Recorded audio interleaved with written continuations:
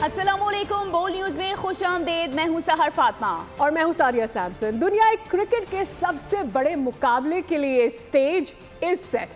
पाक भारत मुकाबले के लिए दुबई का स्टेडियम कल मैदान जंग का मंजर पेश करेगा। दोनों जानिब से कामयाबी के लिए एड़ी चोटी का जोर लगेगा।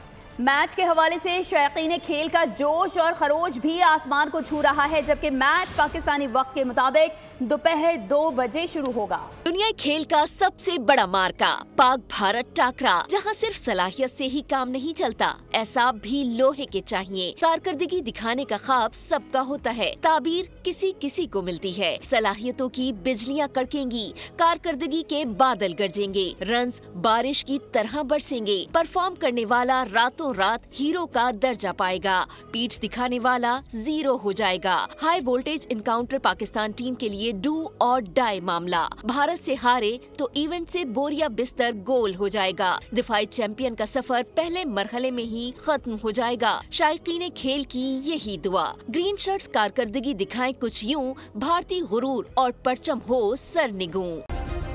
सब्सक्राइब करें और बेल दबाएं ताकि कोई खबर रह न जाए।